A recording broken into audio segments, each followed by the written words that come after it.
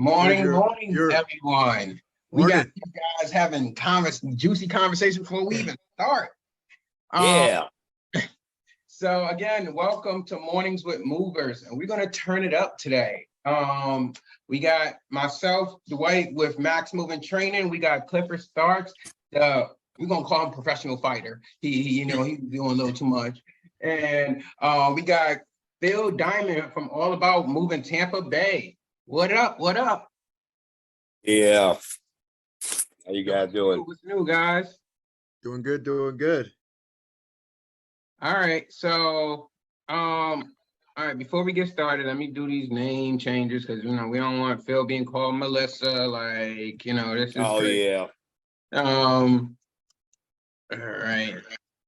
And so today we're just gonna go over, let's see. It's cold. Cold. You in Florida. Man, cold, boy. Yeah. I had to use my wife's off, but you got it frosty in here, boy. Nothing wrong when it's cold in Florida. Man. Actually, last year it did hit record low, which was crazy. All right, everybody. So today, before we get started, we're definitely going to go over operations and make sure that, if you don't have it dialed in by now, you definitely need to get it dialed in for sure, because this has definitely been a weird year. So I'm actually going to share my screen. So, go through this fail issue over here, with computer technology, but we're going to get it. Let's see. All right. So, and don't judge me because I got a lot of tabs open, but that's just how the mind functions. So, ultimately you want to make sure you definitely have your operations training down. If you do not have your operations training down, we definitely here at Max Moving Training do offer operations training. And it's basically 36 modules, 36 lessons.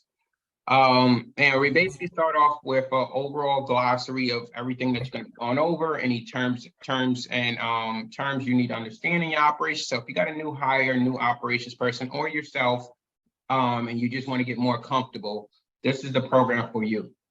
We go over a vast majority of things such as, customer relationship stuff. We go over quote and moving and storage. So if you guys are on a job and, hey, we got Miss Sue that wants to go into storage, and she want to know how much it's going to cost. And hey, maybe your sales team is tied up on a sales call. They don't have time to switch over to that job that's already going on. Hey, having your operations person or dispatcher being able to quote right on the spot is going to be crucial. We also have, understanding what they should be looking at on a driver truck inspection, equipment check, moving etiquette, household moving equipment, residence protection, wrapping techniques, lifting techniques, loading the truck, loading storage vaults. So all awareness stuff of what they should expect their movers to be doing in the field, but what role they play in this as well to understanding how things should flow. We'll also be going over stuff like inventory management, customer liability tracker, and I believe there is, let's see what else.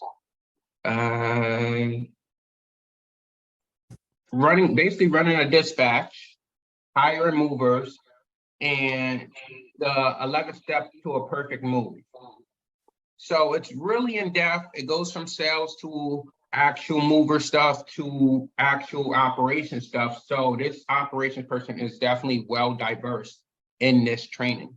So for more information on this, definitely visit maxmovingtraining.com. And basically you can get a lowdown of how this training works. All right, now back to the show. Let's see. When you have Man, you need to close some of them tabs, man. Don't judge me. Don't judge me. Ain't no room for that. All right. So let's get to it, everyone. So welcome, everybody. Yeah, it's July. we need to figure out these mid-year numbers.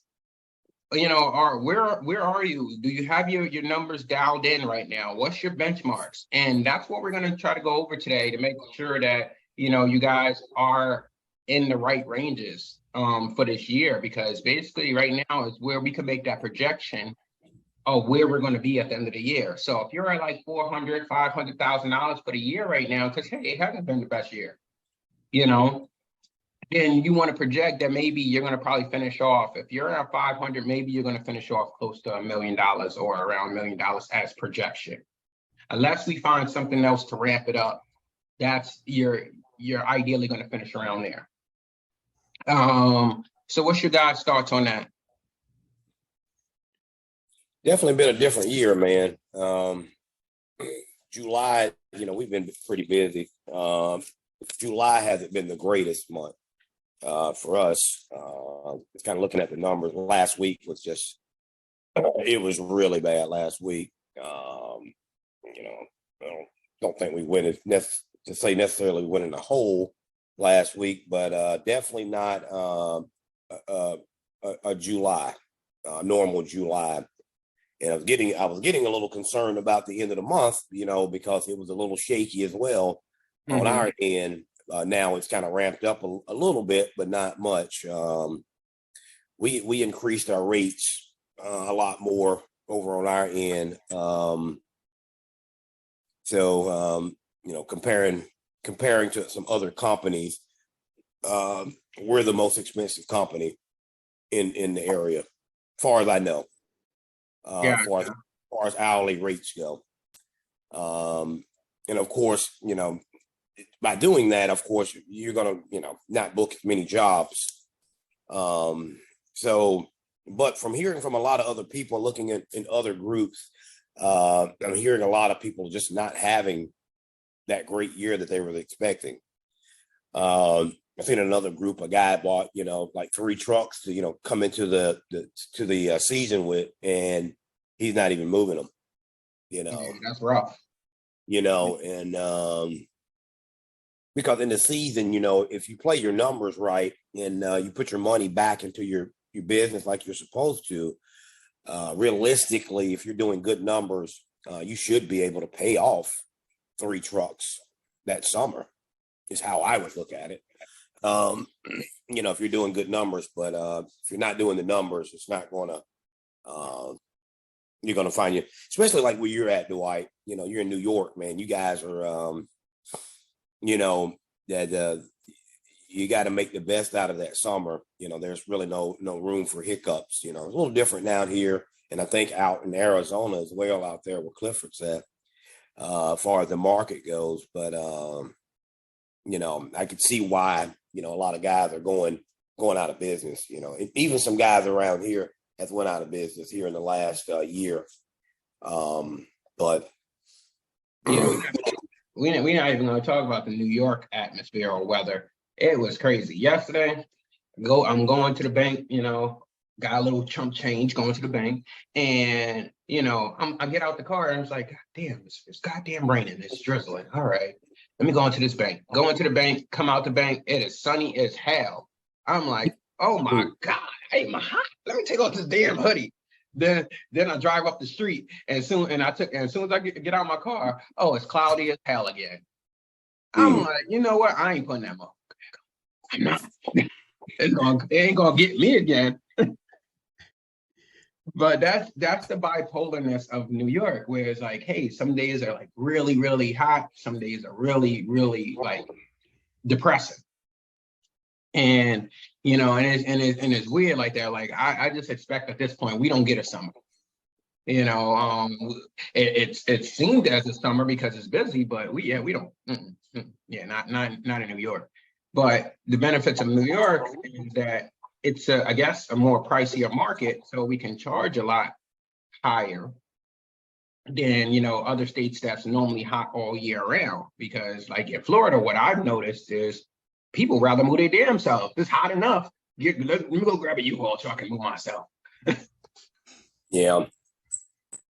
You know, and y'all don't have too many high rises or basement apartments because y'all on the water. So, You know, here, hey, you're gonna climb up those 3-4 flights of stairs, no elevator. Oh man.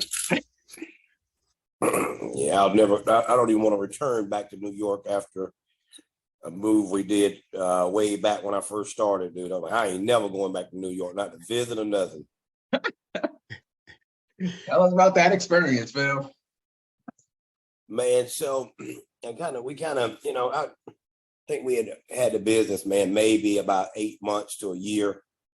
So I was doing a lot of Craigslist advertising, which, I don't know how you guys know about that, but you get some pretty unusual jobs, which I tell you what though, and then going back and thinking about it, we didn't have a CRM, so the only thing we had was paper. But I do remember we got a really good job, a commercial job off of Craigslist, and it was about $100,000 when it was all said and done, off of a $5 post. No, it was free then. But anyway, so we had a customer to contact us. Come to find out, he had an office in Manhattan, and he was moving his office down here. And this just wasn't a normal office, right? They did bulletproof glass and stuff like that for for law enforcement and for anybody. But that ain't the stuff that we were moving, man. It was come to find out, he contacted. Come to find out, knew somebody that knew somebody that knew me. But it came originally from Craigslist. So I told the guy, I said, listen, man, I don't even think I had a truck then. I didn't. I said, listen, for me to rent a truck and go all the way there and then come all the way back, it's going to cost a fortune. But the thing of it is, man, this was a pretty large company, and me not really knowing, about the moving industry at that point or the commercial side of it. Make a long story short, man, the guy ended up flying me, one of my other guys out, and I think Melissa went with us. Yeah. Went with us out there, and I ended up hiring labor on the other end. I got out there, man. It was about 4 tractor trailers, loads of shit, dude. Realistically. And I'm like, man, we ain't gonna get all this in one truck. But so make a long story short, though, and then still to this day haven't ran into this problem. So I got to New York, rented a 26-foot truck, went to a location. The shit was closed down completely. I'm like, what the hell? So I called Penske. They sent me somewhere else in New Jersey. And I'm like, hold on, that's a whole nother state. Like, hold on. Oh, there ain't no trucks available. I'm like, so I go all the way to New Jersey, and guess what I pick up? A damn the only thing they have was a 16-foot truck. And then they telling me in New Jersey, oh, if you want a 26-foot truck, you got to go to Connecticut. I said, to another damn state. Man, let me tell you, boy. Blowing through New York, man, got back, didn't make no money on the damn job, dude. Got to arguing with the guy that owned the company, they, trying to shortchange us already. And thank God nothing got broke. But man, I got parked in Manhattan. We was upstairs. When I came back, I had a parking ticket on the damn truck and on the damn ramp of the damn truck. Had 4 of them. It's believable though, but it's one of those things you gotta laugh at. And the parking inspector was parked right behind the damn truck. So every hour he would just go out there and put another ticket on the damn truck and ramp. Yeah, so it's one of those things in New York City. That's why they have a driver that just stays with the truck in New York City, and the other people are just focused on moving. Man. But that's the type of territory it is in New York City, where it's just like every which way you can get a ticket. And we went down to New York City. We're like 2.5 hours from New York City. So we went down to New York City, and we were on this busy street, couldn't park against the sidewalk because we, obviously it was a 26-foot truck, so we had a double park. And it was one of those things, it was 2 of us. And this girl, she had probably like a half a truck worth of stuff going into a studio. First off, that was the real problem right there. Because the studios in New York City is super small, but they want like damn near $2,000 for that damn studio. Yeah. And I'm just looking at her apartment. I'm like, where's all this going? She's like, well, we're gonna have to fold down the sides of the table and put it right there against the wall. And then we're gonna have to put the boxes and stuff over here. And then my bed is gonna go right here. Well, that's it. What else space you got? You got a studio. You know, and you can't fit nothing in the bathroom, and your kitchen is right in the same room as your bedroom. Right. So it was just like now while she's trying to figure this mystery out where everything is going. Only thing I'm thinking about, yo, we better get downstairs and watch that damn truck, because that damn meter man watching us.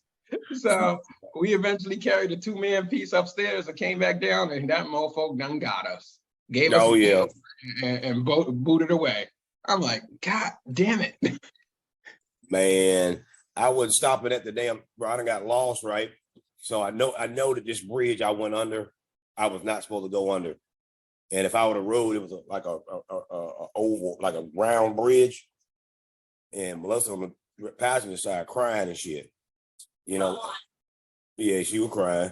No. So, and the bridge, I think, was like, what was it? It said 10 and a half feet.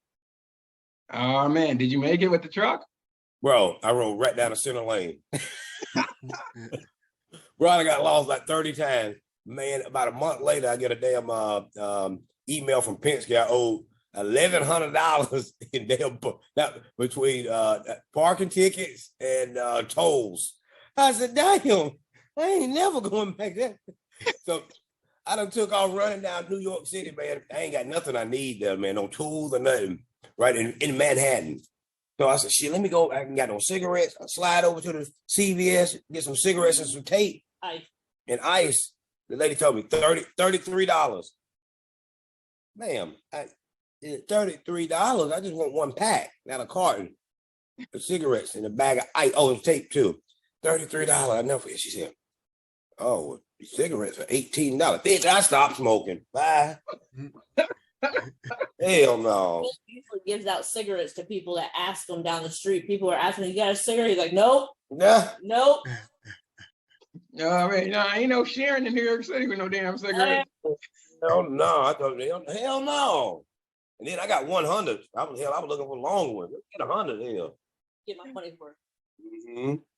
All right, John. So obviously that keeps us along the topic of the numbers. So looking at your P&L statement, if you're pretty dialed in with your numbers or so like that, ultimately you want to make sure that your cost of goods sold, which is everything that's associated with the job, payroll for your movers, tips, which is a contra revenue, don't worry about that, fuel for your trucks, your truck rentals, if you're going through U-Haul or Penske or whatever the case is, you want to make sure that whole bundle of costs that's associated with the job is at least 50% or less, is where you want to be, because ultimately we know that other 50% plus will be going towards your general expenses that you have, which is your subscriptions, whether that's your CRM, whether it's your accountant fees, bank fees, etc. So you want to make sure that those numbers are in perspective. So we're going to go over a few benchmarks here. And I don't know, Phil, if are you dialed in this year on your numbers, or what's going on? Mm-hmm. All right, we'll go over that response. That's my wife. That's my wife's job.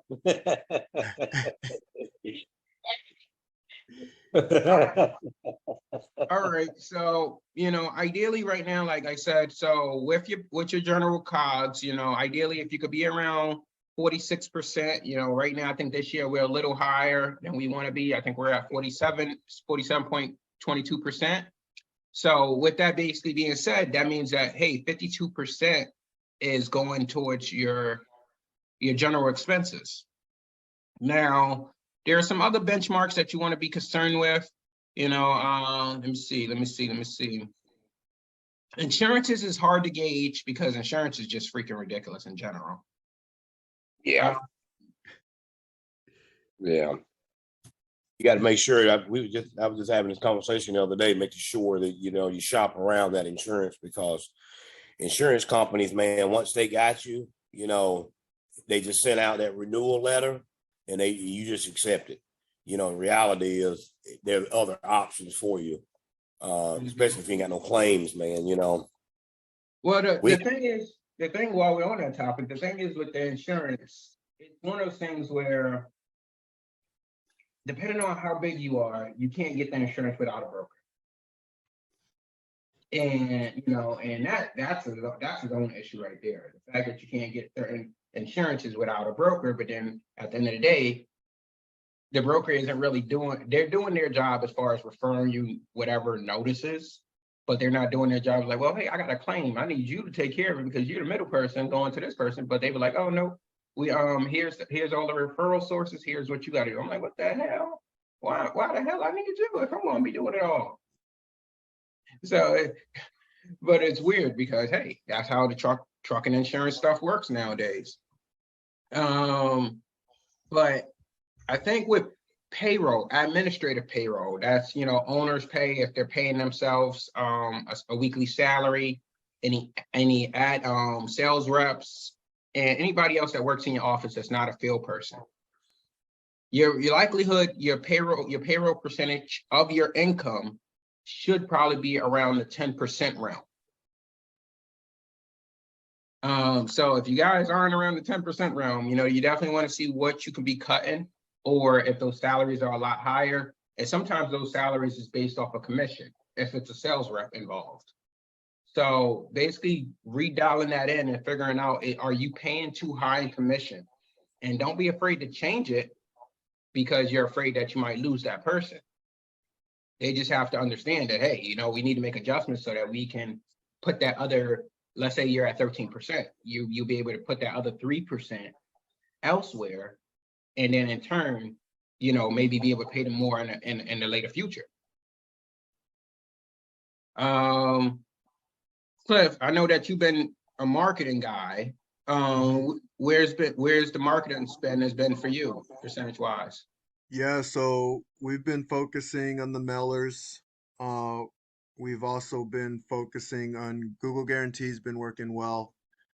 When it comes to the numbers, Arizona is extremely competitive. And what's interesting, so there's less inventory and then there's more movers than there's ever been. So it makes for a very interesting dynamic, and it still may the best person win, may the best negotiator win. And negotiation is really explaining why choose you over another company, what's going to make you better than another company. And so an $85 an hour company versus $165 an hour company, you have to justify that to the person moving, because a lot of people are just going to be like, well, why don't I just go with the $85 company? Well, do you want your stuff to get taken care of, or do you want to take the risk of never seeing your stuff at all? Because that kind of stuff does happen out in this area. But yeah, so we've been really focusing on those two things. And just as Louis Massaro talks about, it's test, tweak, track. You go through that process. And the process, I'm not going to lie, it sucks. Because we want to know what it is now. We want to know what it is yesterday. But you can't. So you do it weekly. And the same's true with your P&L. It's something that you want to track on a regular basis, because checking it once a year, that's probably the worst thing that you can do. So Right. the more you check something, the more you can adjust for changes and adapt.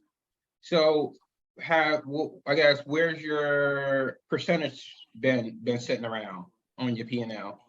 So the P&L, I don't really check that. That's more Curtis's thing. And he checks it weekly. And sometimes he checks it daily, depending Okay. on how the business is going. When he first this was around 2020, it was really interesting because our minds are our best friend and our worst enemy. And in that time, money was like just raining out of the sky, right? He's just like, oh, money everywhere. Yeah. And then you start building bad habits. I actually built a bad habit yesterday. I had a very large milkshake, and I'm paying for it now because I'm an in shape dude. Man. I'm an in shape dude, and I'm like, I can have whatever I want.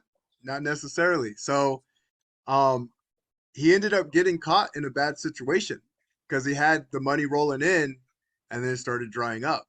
And so when those things dry up, now all of a sudden, you got to get back to the basics. So he got Yeah. back to the basics. He started checking it weekly. and then you started checking it daily. And there's a saying, do what your future self will thank you for. And that's something that I live by, and I remind others to live by that, because sometimes we don't think of our future self. You know, we're thinking of the now. And the now is, I want to feel good. No, I hear that for sure. Yeah, I would say we got to definitely get the bosses on these calls, you know, because Phil, you're gonna have to get Melissa over here and not knowing the numbers he's supposed to know. Oh We gotta man, wake Curtis up. right? Yeah, man. I Now, stay in my hey, I go stay ahead. in my lane though, Dwight. You know, we've got a lot of other avenues going on, and my wife does a really good job. And we've got, the way that we run the company, man, is pretty cool, man. You have several different types of people in this world, man. People that that has the self motivation just naturally, and some people don't. Mm-hmm. And we kind of just meet each other's needs around the board there. I was talking to another businessman yesterday, no, last Monday, and where a lot of business people lack at, you master the one industry that you're in, but you have to, as a businessman, you have to take on other adventures as well outside of your business. I mean, you can tackle some other things inside of your business as well, but a good businessman should have 10 streams of income coming in. And I'm talking about, well, the guy that I know, man, he's been very successful. He's up into the 3-digit millions. And that's, a little bit different of money there, just depending on what type of money you're talking about. Mm-hmm. You know what I mean? He's always maintained, 10 streams of income coming in. And he's done really well with it, and he's helped me out through the years of, keeping some other things going as well. But, you have to, I always sit down and think, man, what is this all about? Do I want to be doing this 10 years from now? Do I want to be stressing myself out 5 years from now? Especially with stress being, one of the number one killers as well. Mm-hmm. It's kind of like playing with fire. You know what I mean? Yep. And business will stress you out. Out of everything that I do, this moving company is probably the worst that stressed me out. But it's almost like pick your poison, because obviously, let's just say, hey, you know what, this moving business stresses the hell out of me. I'm gonna get rid of it. There's going to be another stressor. It's just is this stressor that bad that is like worth getting rid of, and thinking about what that unknown new stressor will be? It's never really a happy medium, man. You have too much work, you got enough guys. I mean, and I think it's probably around the board like that. But, it's definitely a different industry, to be in. Mm-hmm. So I would say, based back to what you were saying about the 10 streams of income, I heard of 7 before. And I don't know if you've been in alignment with this as well, Cliff, but when people think of, and maybe a lot of people that's on a call, whatever case, is thinking like, well, damn, what's 7 streams of income? That means I gotta have multiple jobs, whatever case is. And it's like, no, you don't have to have multiple jobs. You just need to be able to reinvest your money into other areas to have your money working for you. And the most common thing is, stocks, I think real estate you got going on. Real estate. And then, what else could we be doing? Obviously you have your business, or if you have your W-2 income, if you're an employee that's on call. And there's just other avenues, and maybe, Phil, you could elaborate on the other avenues, but there's so many different avenues that people can be investing in to have more streams of income. Well, the streams are infinite. They're infinite. And Yep. when you step back, literally, you're just learning how to think appropriately and correctly. You know, which vehicle am I using? How long am I using the vehicle for? Does the vehicle break down? You know, is it more of a passive vehicle or is it more of an active vehicle? And there's a lot of questions that go into figuring out what's going to work best for me. Because if you say like, I want to make $3 million, well, do you want to make $3 million hating your life? Like, I don't think anybody wants that. Makes Yeah, sense, no. makes sense. So it's just obviously just thinking wisely. So most people, let's just say that you're using Chime right now, because I know a lot of people using Chime or using these big banks, using these big, and it's just one of those things where it's like none of this stuff is really offering you any money for your savings. You're like, well, hey, I gotta save up. I gotta save up. I'm gonna put like $25 a week away, and I'm gonna save up. And there's nothing wrong with putting $25 a week away if you can fund that and build a. But if you're going into a savings account that's going to give you 0.05% interest, now you got to start thinking a little wise. You got to think, okay, well, hey, how can I have the bank? The bank is using my money already. So how can I have the bank pay me more for using my money that they're already using? Oh, yeah. So you start doing research, start figuring out, okay, well, hey, who has the highest interest rates? Do research on what interest is. And ultimately you'll start to find accounts that's bearing like 4% interest, not 0.04, but 4%. And you start to think like, oh damn, okay, what's 4% of $1,000? And you're like, oh well, that's like $4 or something like that. And you're like, oh shit, $4 for just having my money in an account for 1 month? And you're like, well, it's not that much, but it's more than you would have had if you had 0.04. You would have probably had like what, damn, not even 40 cents, probably like 4 cents. So, and your money is just working for you just by you just leaving your money in that account. Now, they're going to give you interest next month on $1,004, not $1,004. So that's kind of like how your money starts to compound and start really working for you. And you can actually start using that interest. If you got enough money in your savings, you can start using that to pay for something else and still not touch your money. And then that's how you start doubling up your streams of income. But what's your take, Cliff? I know Phil over here, he's the mogul over here, but what's your take? Yeah, it really comes down to financial health. It's how do I get my dollars to go and bring me more dollars back? And how do I want to strategically go about this? So the cool thing about fighting in business, one major parallel is the wrong mistake will cost you time, will cost you energy, will cost you livelihood. And so the best way to go about that is, okay, let me find not only a mentor, but let me find the mentor that's going to work for me. Dwight, there's certain people you can mentor better than I ever could. Let me find the mentor that's going to work. Certain mentors you could mentor better than I ever could. And there's certain people I could mentor better than either of you ever could. And it's really figuring out those puzzle pieces. And that's why I really go on the trusted advisor, because it's sitting down and having a real conversation with a real human being and figuring out where they want to go and why they want to go there. I love all of your stories, and I know for a fact Phil has certain stories that are just going to hit people in a way that my stories won't hit them. And I have stories that will hit people in a way Phil's stories won't hit them. And Dwight, you have stories. But at the end of the day, it's all stories in our head. Like when you really think about it, the difference between the winners and the losers is the story that they tell themselves. So ask yourself, what story do I want to hear? Start with that. It's a principle. What story do I want to hear? And do I like what I'm hearing right now? If I do, great, do more of it.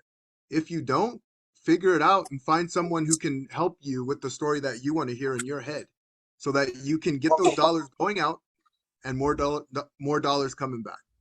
And that's the ultimate name of the game. It's figuring out You know, ultimately, we don't all want to be working for the rest of our lives.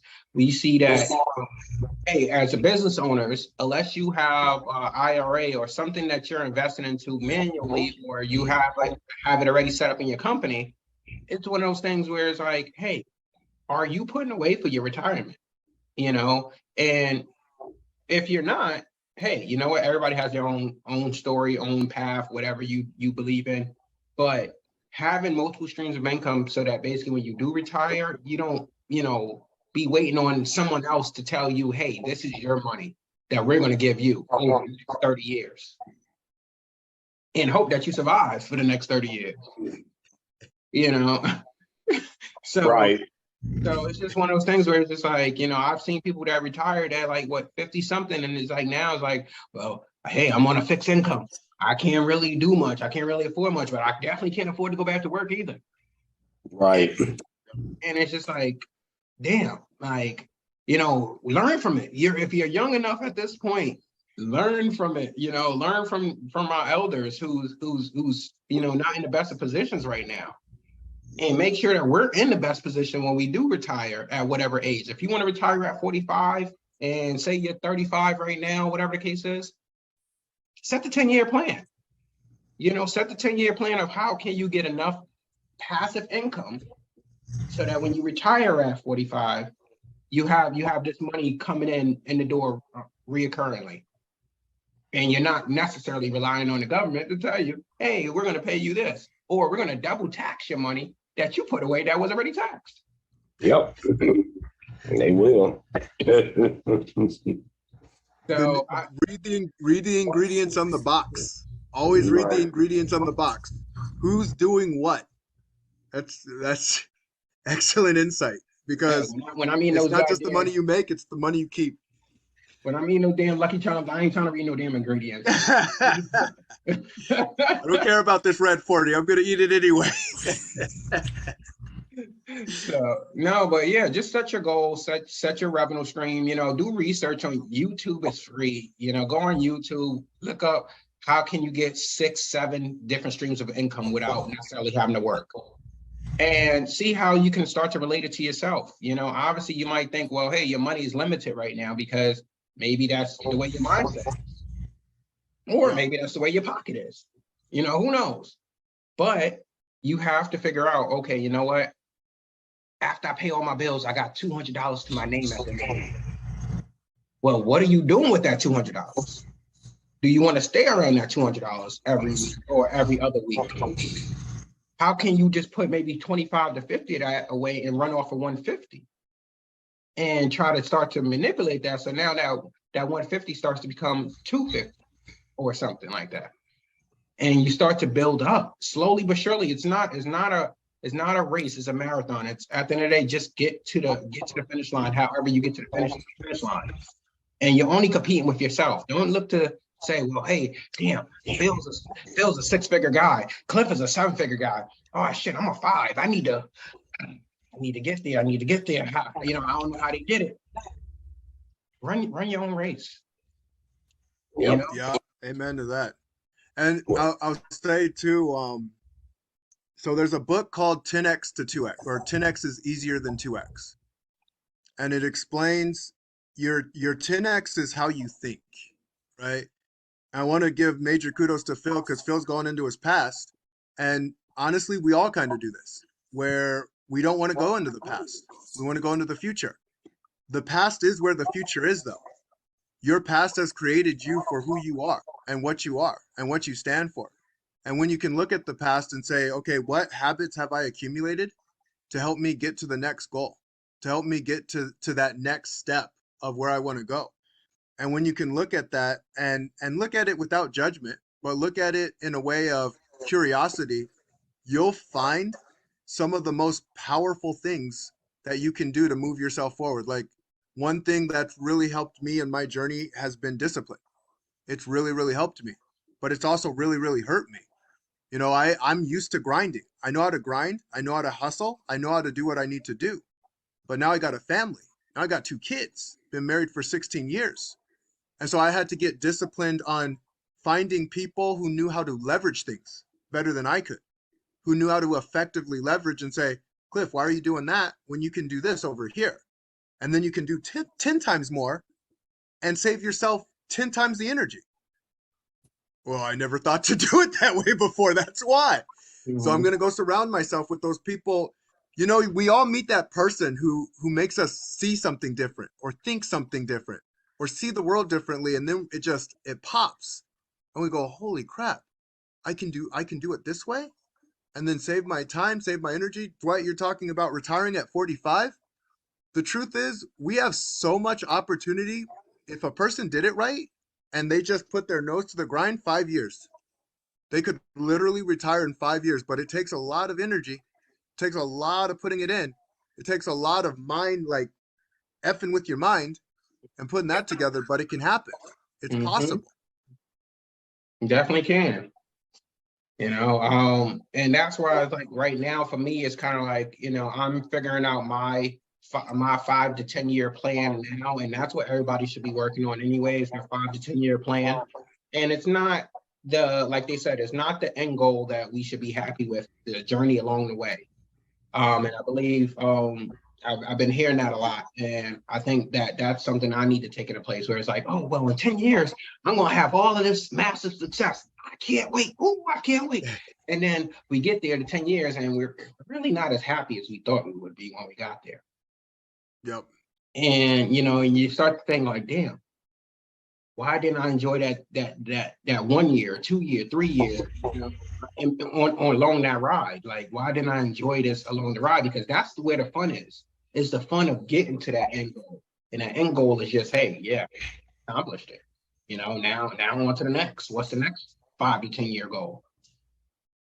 But I think for me is within the next 5 to 10 years is I want to figure out how to mitigate a lot of the stress, you know, that I have going on in the world, or whatever the case is, whether it's related to my business or it's related to whatever. It's figuring out how can I mitigate that in the next five years or so like that.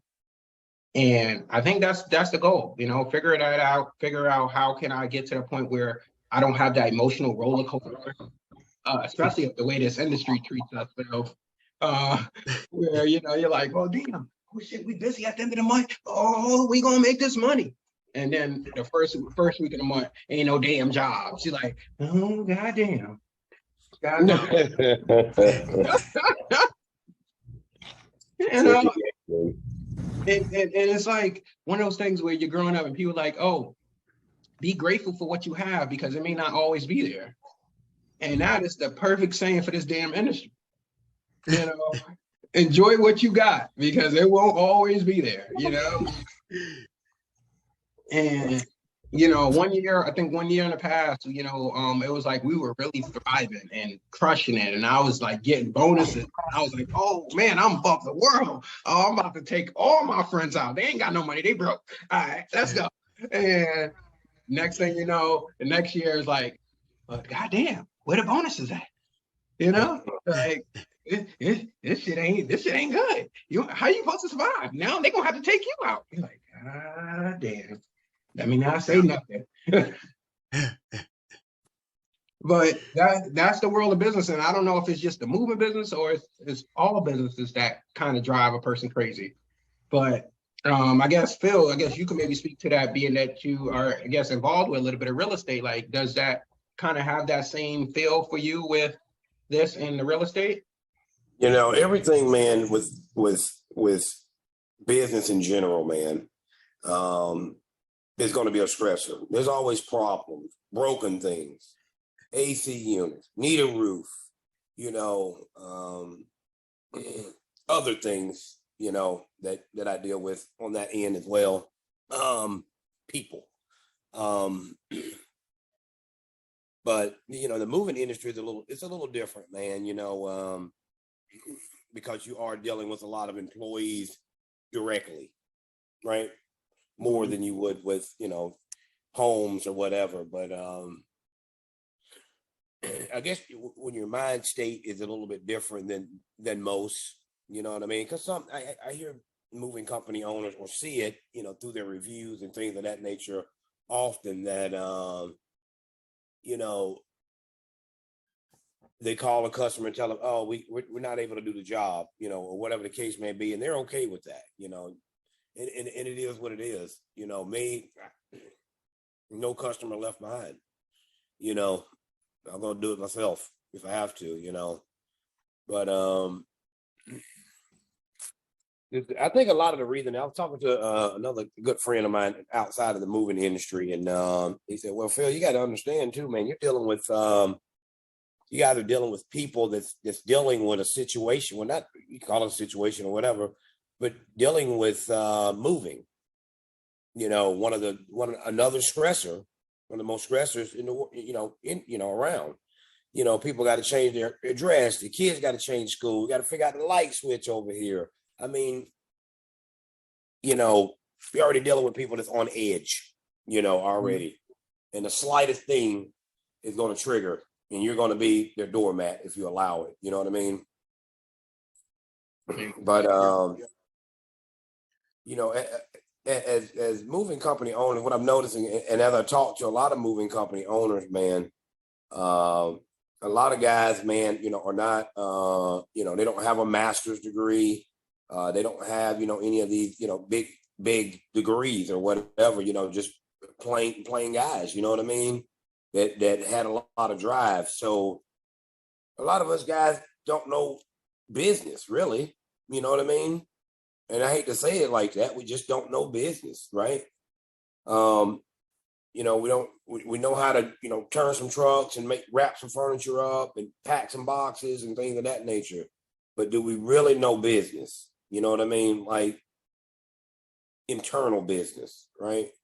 That's just like when you see a bunch of movers who like, oh, you know what? I think I could run a moving company. I know how to lift. I know how to put the box back down. Mm-hmm.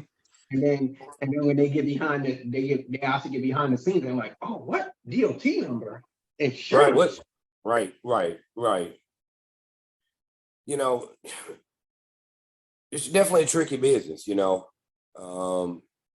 I go through my emotional issues with this industry. Of course, Dwyght, I'm calling you, man, you know what? Listen, I'm just gonna close the doors and walk away, whatever, and I'm not even really dealing with it as much.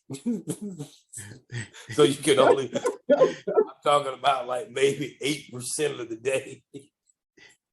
But it's sometimes so stressful. Even like, last year, I think I had a solid team last year. So, I was kind of like out of the day-to-day as often and, kind of still sort of out of the day-to-day, but it's one of those things where like now I'm more dealing with the customers, but, we still have a lot of outsourced people that deals with the customers. So it's kind of like having the right team around you, whether it's an outsourced team or internal team, is definitely going to make a huge difference to your level of stress in this business.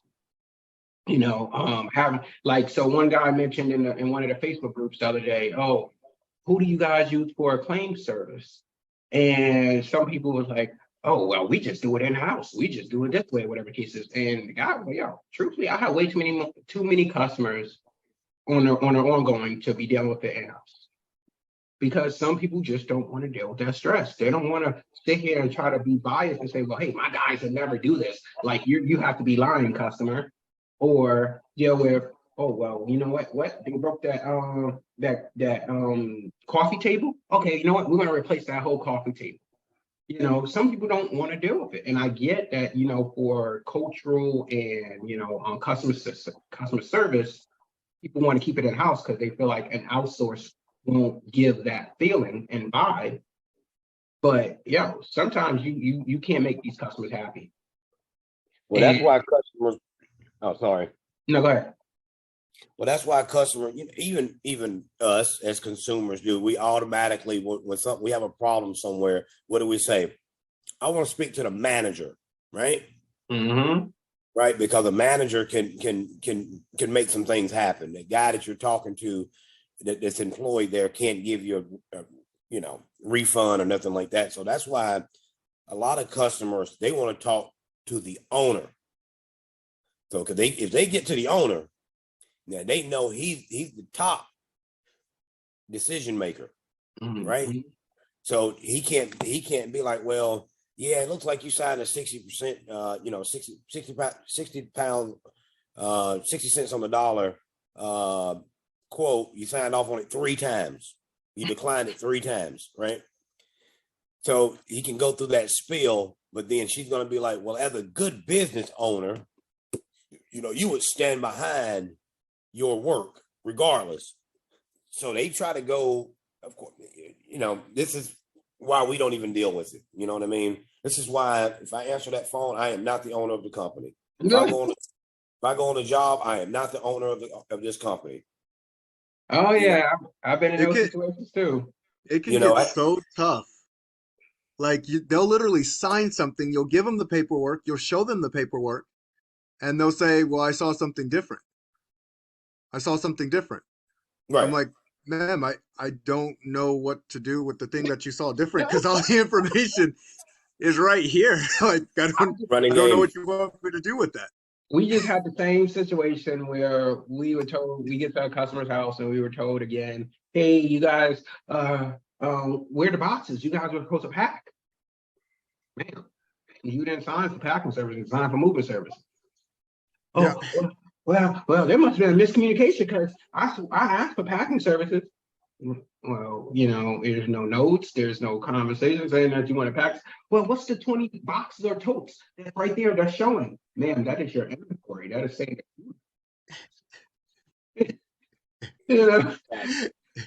so decided not to pack when y'all got there. So now I was like, oh, well, when can you guys come back out and pack? Well, let us look at the schedule. Well, that's not going to work. I don't know what to tell you. You want to go and get some U-Haul boxes and start this packing? I don't know. So it's just, and it's one of those things where like, even like what Phil said, like, hey, when you go out there, as bad as you want to be, want to say, well, hey, I'm the owner, I want to take pride in this. We really don't, because it's one of those things. I go out in the field, if I've been out in the field, which has been a while, it's one of those things where I tell my guys, yo, hey, I'll follow suit. Whoever's the lead out, whoever's the main lead out here for the day, because sometimes I go out with other leads. I'll say, hey, you the lead, whatever you want to do. I just, obviously I don't mind running, I don't mind loading, whatever the case is, I'll follow play and just do the job. I kind of really want to see what the customer is saying versus, anything else. And sometimes, the guys might say, oh yeah, that's the main man right there. And I get so damn mad because especially, the customer like, oh, you're the boss? Oh, after you guys done work 9-10 hours. Oh, well, you don't need a tip. We're going to get a tips to the movers. The hell? Was it not a 3-man job? Nah.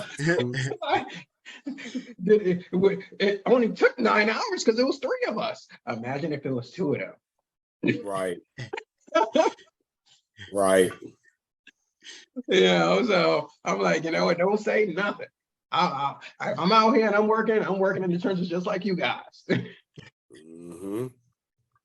So, and I thought the customer was joking one time when they said that. They literally walked right past me and just gave the guy their tip. Hey, what else do I need to sign?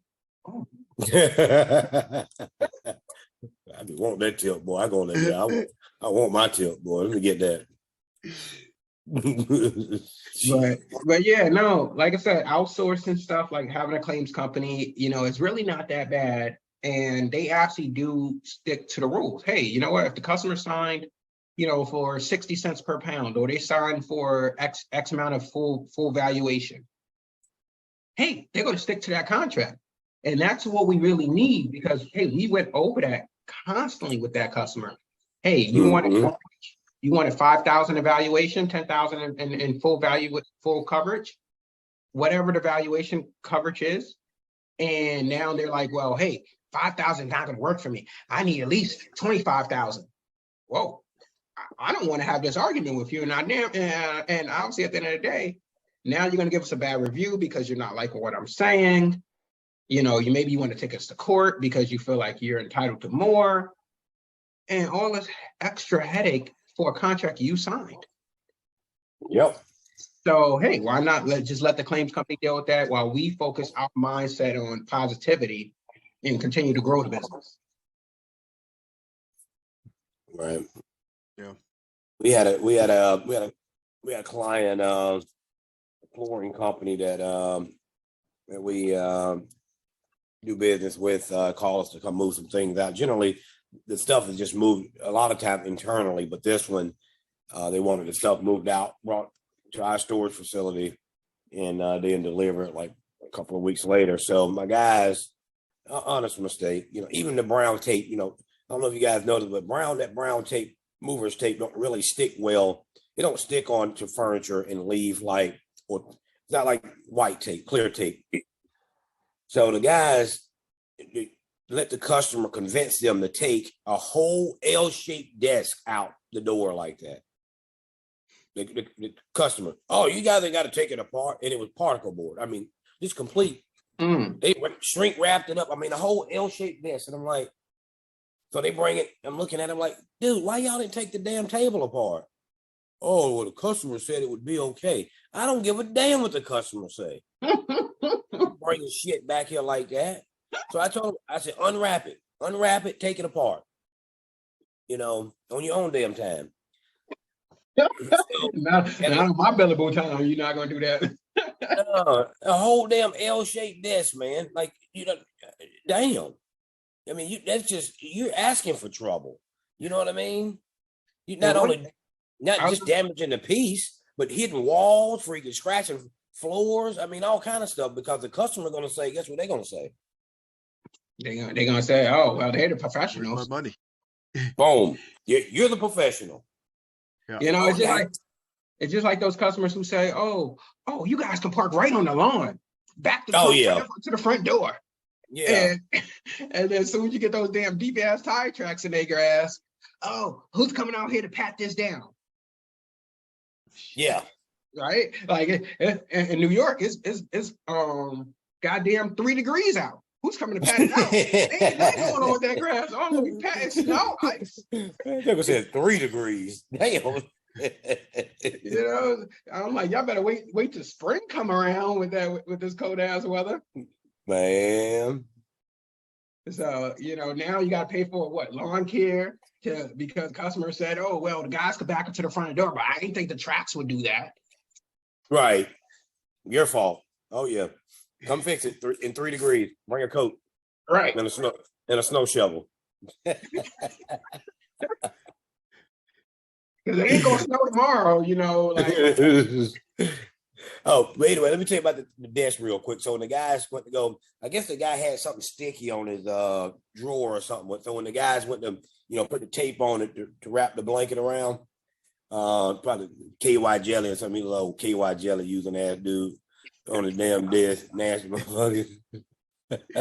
Anyway, when they go to go pull the pad off, it ripped the paper off of I call it the paper desk. The paper off of the desk, the finish. Look more about like that, right? So the guys tell the guy, yeah, it's already, there was something sticky on the desk. Oh, yeah. So the guy sends over, the desk was 12 years old. So we were trying to handle it in the house at first. So then he sent over something that he wanted, another desk that was like $900. And this right here will make me happy. Okay. Well, shit, you should buy it.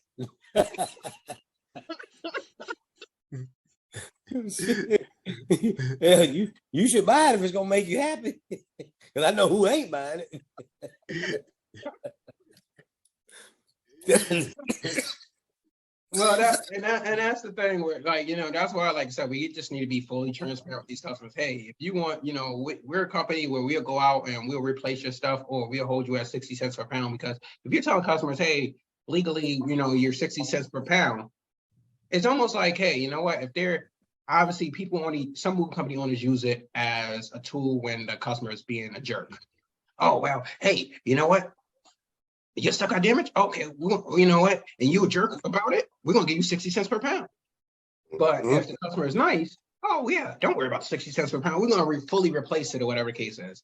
And that's the inconsistency. And I guess it's good that people want the reviews or whatever the case is.